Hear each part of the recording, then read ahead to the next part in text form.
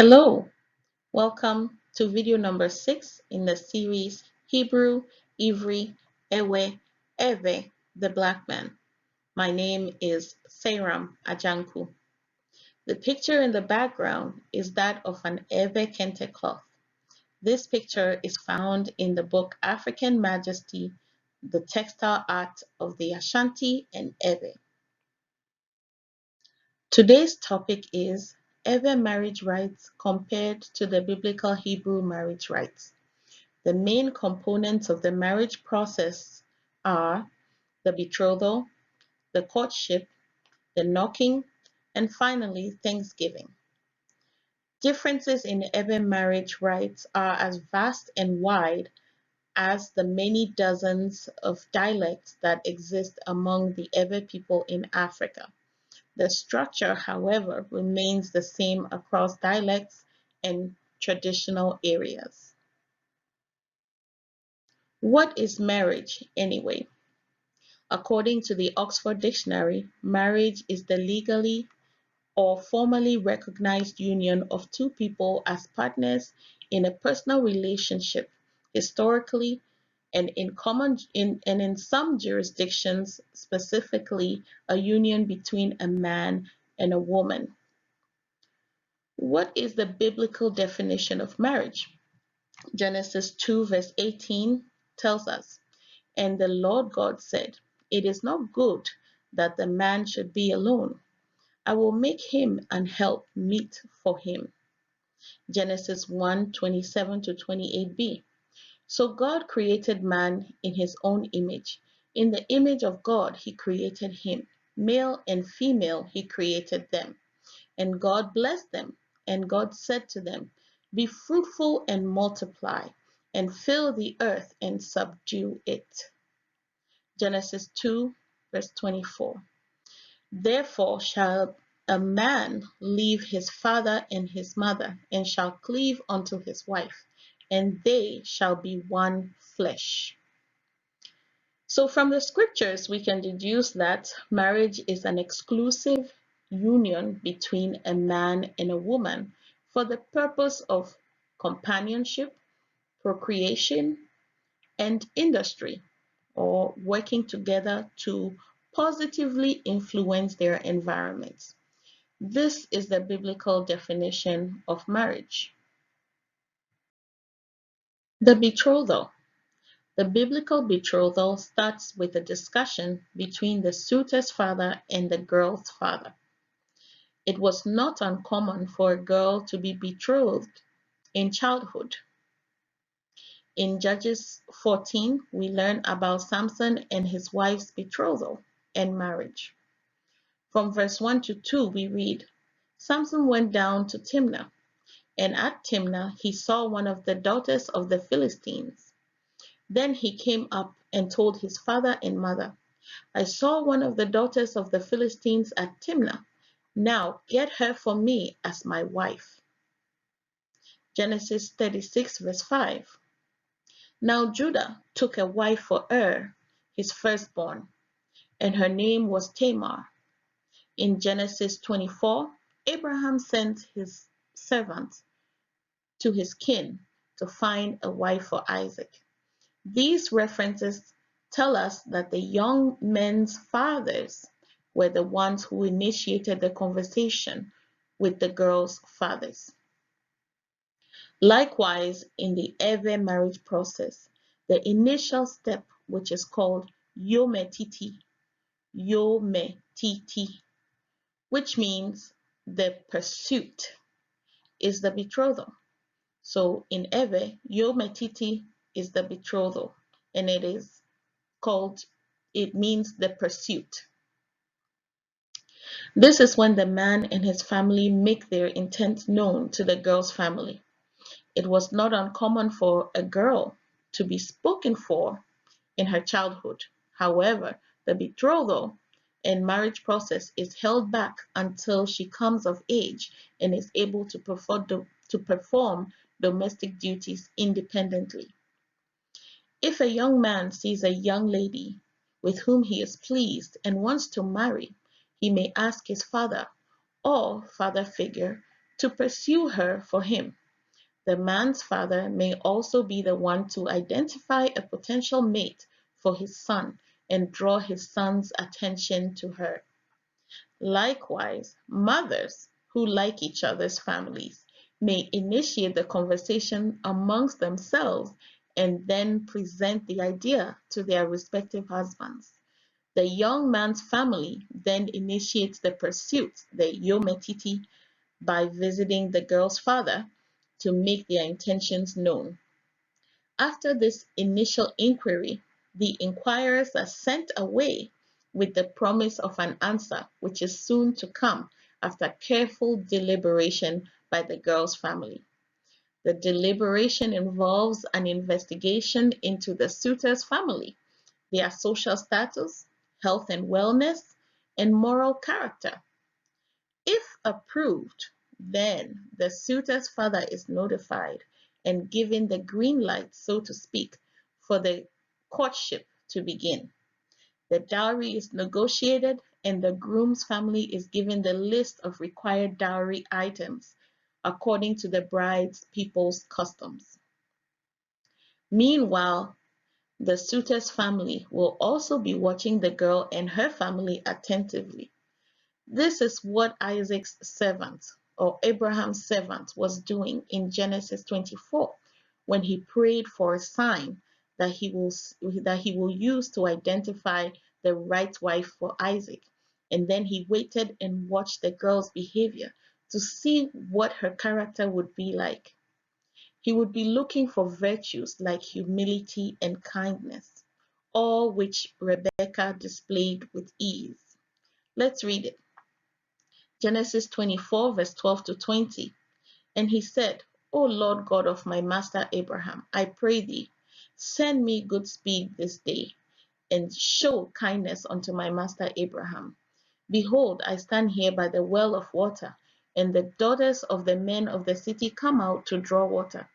And let it come to pass that the damsel to whom I shall say, Let down thy pitcher, I pray thee, that I may drink.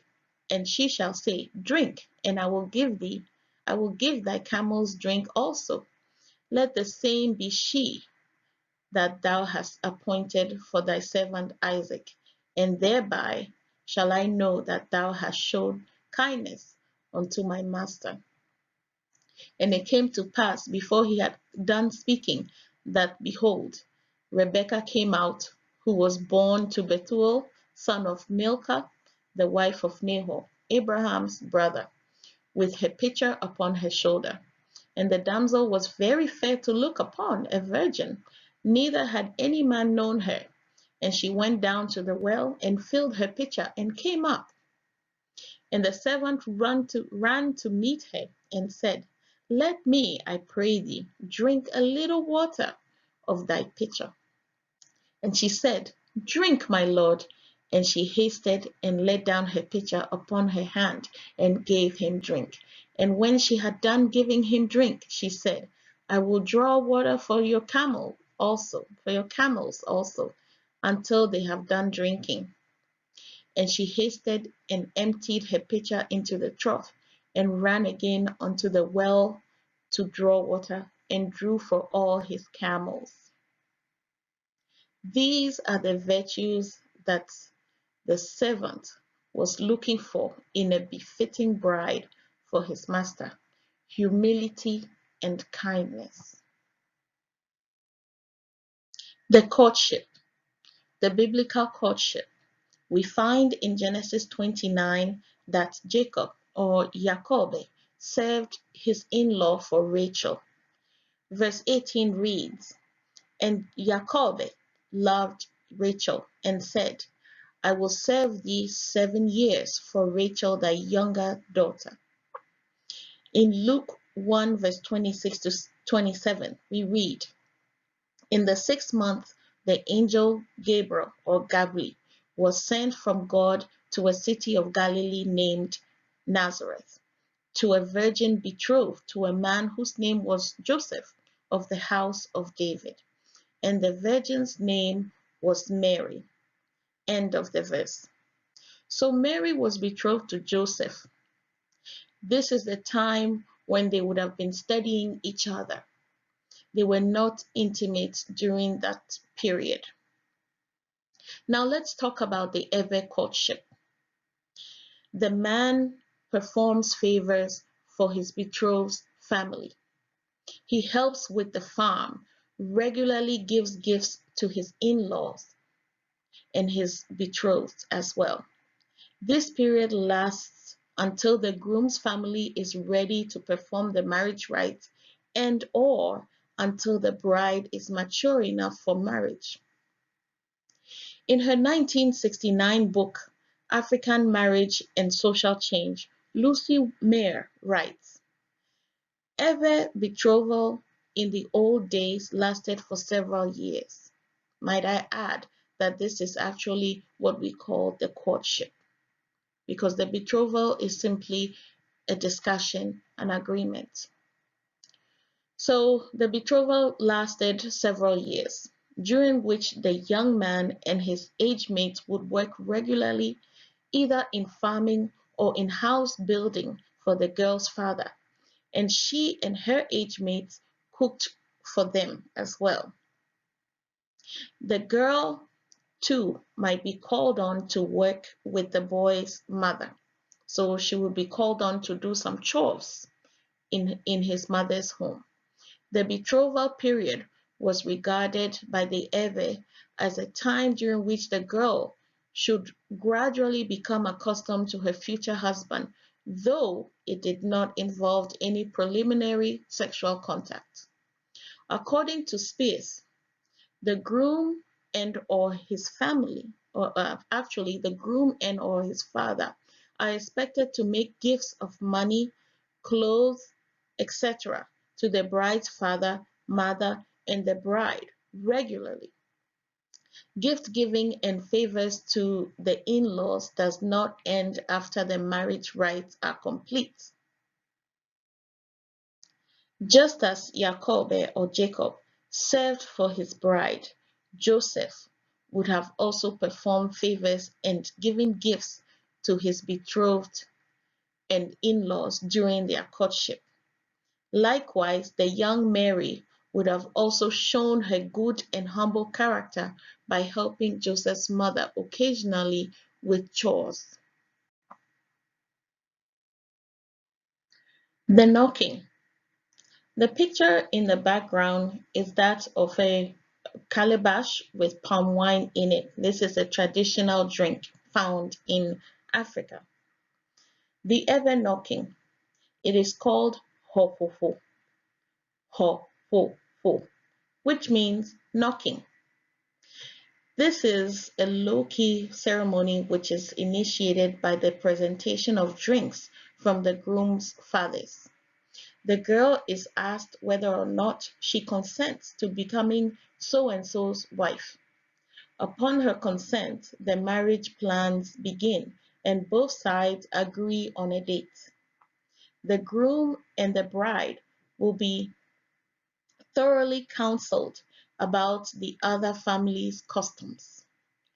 After this event, the groom and his fathers go to prepare for the final ceremony, i.e., prepare their marital home and gather the dowry items. During this period, the bride receives constant admonition from her parents, especially from her mother, about how to be a good wife, how to be faithful to her husband, and to be respectful and hardworking. Likewise, the groom also receives admonition about how to be a good husband and father to their future children and how to take good care of his wife. In modern Jewish tradition today, they also practice knocking. This is a quote from the Olive Branch Fellowship. The groom and his father would go to the bride's house and knock. The bride's decision would be made known by whether the door was open or not. If open, the groom and his father would share a covenantal meal with the bride and her family and partake of bread and wine. So in Ewe, traditionally they use the palm wine. Song of Solomon, chapter 5, verse 2 reads, I sleep, I sleep, but my heart waketh. It is the voice of my beloved that knocketh, saying, Open to me, my sister, my love, my dove, my undefiled, for my head is filled with dew, and my locks with the drops of the night. The biblical knocking is similar to the ever knocking. The components are the same. In Genesis 24, verse 57 to 58, we learn about this process. It reads, And they said, We will call the girl and consult her wishes. Then they called Rebekah and said to her, Will you go with this man? And she said, I will go. This is the same thing that happens in the ever knocking. The girl's father asks her, Do you consent to becoming so and so's wife? And she gives her consent or denies to go. In Genesis 34, verse 11 to 12, when Shechem fell in love with Jacob's daughter Dinah, we read, Shechem also said to her father and to her brothers, Let me find favor in your eyes, and whatever you say to me I will give. Ask me for as great a bride price and gift as you will, and I will give whatever you say to me. Only give me the young woman to be my wife. In every tradition, if a man defiles a woman, by the way, Shechem was giving this statement because he had defiled Dinah. He had defiled Dinah, and so, according to the custom, he is to marry her and pay the dowry.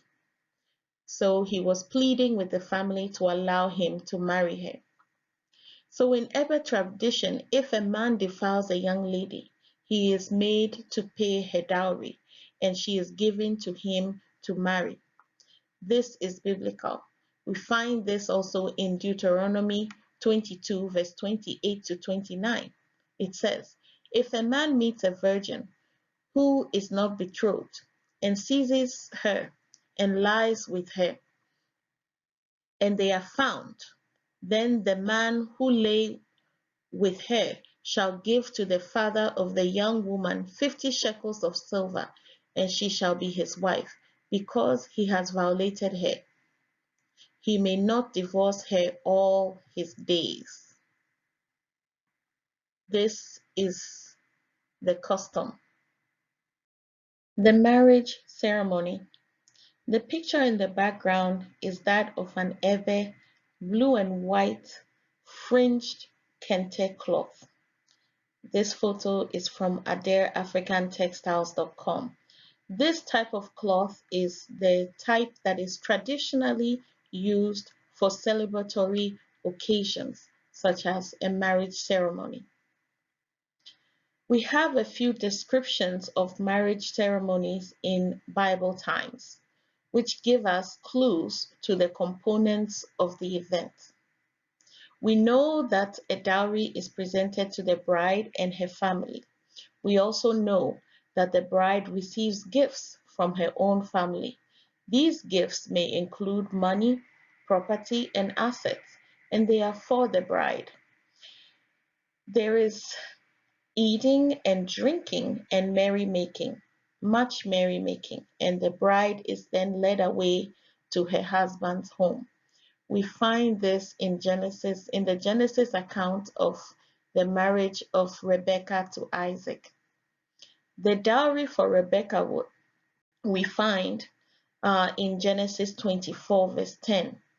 It reads, And the servant took 10 camels of the camels of his master and departed, for all the goods of his master were in his hand. And he arose and went to Mesopotamia unto the city of Nahor.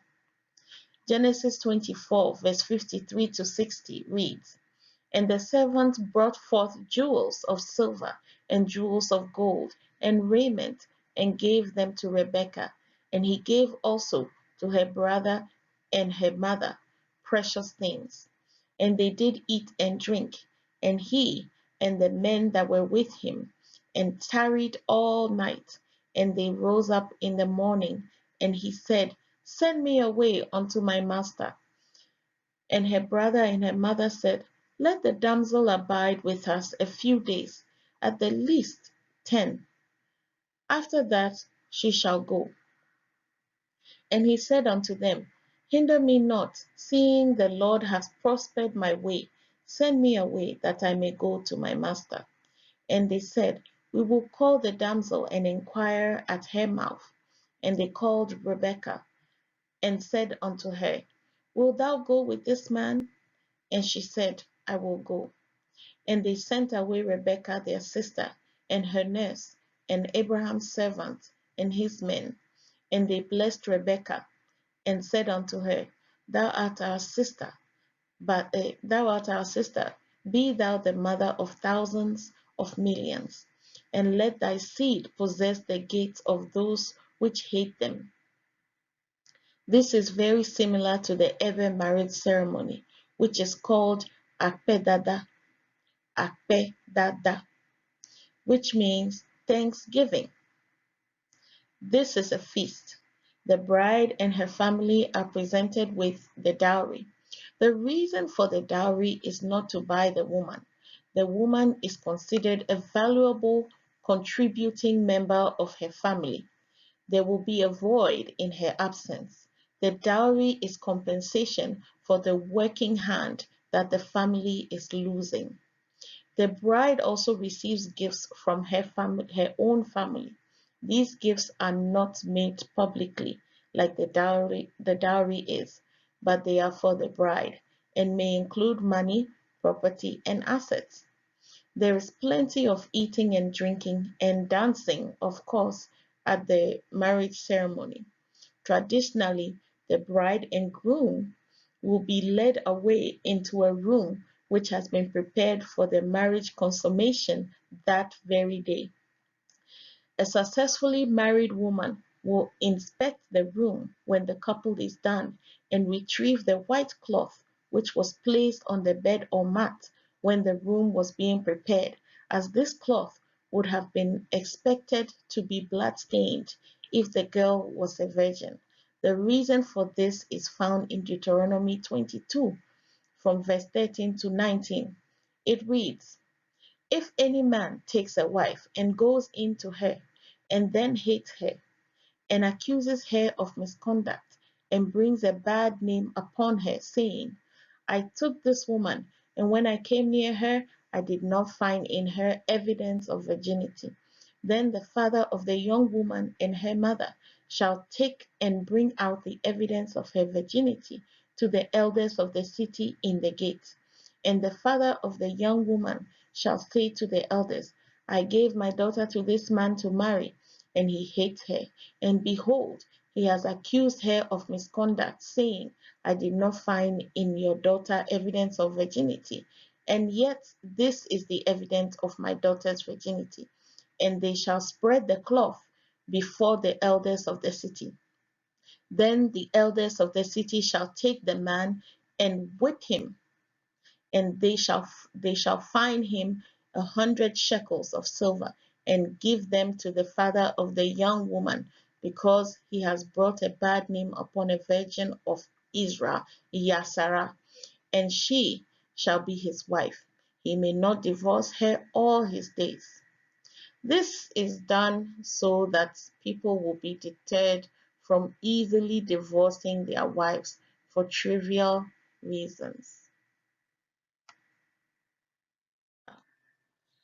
Yahweh's design for marriage is a monogamous one between a man and a woman. It is modeled after Yahweh's relation with Israel, Yasara. Yasara is portrayed as Yahweh's wife. We find reference to this relationship in several scriptures. Hosea chapter 2 verse 19 reads, And I will betroth you to me forever. I will betroth you to me in righteousness and in justice, in steadfast love and in mercy. I will betroth you to me in faithfulness, and you shall know the Lord. Isaiah 54 verse 5 says, For your Maker is your husband, the Lord of hosts is his name, and the Holy One of Israel, Yasara, is your Redeemer, the God of the whole earth, he is called. Every people often refer to themselves and each other as the wife of God. Spieth describes this dynamic in pages 469 and 470. According to the reports, in time of a personal crisis, a man sought the services of a priest of God, a Mawu priest. The man is advised to make a sacrifice with a white sheep. The man prays as follows: I am giving you the sheep that you have demanded from me. Therefore, your wife says you should receive it from the hand of your wife. I have given mine. I have given it to you according to your wish. After this prayer, the officiating priest of Mawu holds the sheep 3 times toward the sky and prays, I bring you here your offering and the animal which you wanted from me. Skip forward. Your wife has therefore brought the animal. It was then asked, who is going to receive the animal on your behalf, so that your heart may become cool and you withdraw your hand from your wife again? You yourself have said, I should receive the animal on your behalf. I have received this animal and I am giving it to you. Similarly, the New Testament marriage imagery depicts the relationship between Yesu or Yeshua or Yeshua and the body of believers. The body of believers is also referred to as the bride of Hamashiach. Additionally, the imagery of knocking is reflected when Yesu says in Revelation chapter 3 verse 20, Behold, I stand at the door and knock. If any man hear my voice and open the door, I will come in to him and will sup with him and he with me. When Israel, Yasara, is unfaithful, Yahweh describes her as an adulterous wife. Ezekiel 16 verse 32 says, But as a wife that committeth adultery, which taketh strangers instead of her husband. Yahweh promises, however, to restore Israel, Yasara. Isaiah 54 verse 6 to 8 tells us, For the Lord hath called thee as a woman forsaken and grieved in spirit, and a wife of youth, when thou wast refused, saith the Lord, saith thy God. For a small moment have I forsaken thee, but with great mercies will I gather thee. In a little wrath I hid my face from thee for a moment, but with everlasting kindness will I have mercy on thee, saith the Lord thy Redeemer. Traditional marriage today. The ever marriage customs have suffered much influence from westernization.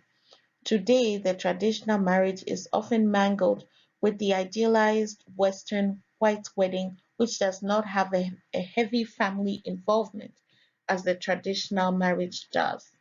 Additionally, the moral standards of courtship upheld by the traditional way are mostly done away with in the Western courtship. We have arrived at the end of lesson number 6 on ever and biblical marriage rights. In light of the public outcry against the injustice being dealt to the Black people, first in America and across the globe, I would like to leave you with this message. Seek justice, love mercy, walk humbly with your God. Together we will make it, but divided, we will fall. We must unite. Our survival depends on it. Thank you very much. Please stay safe. Mawu na Yerami. God bless you.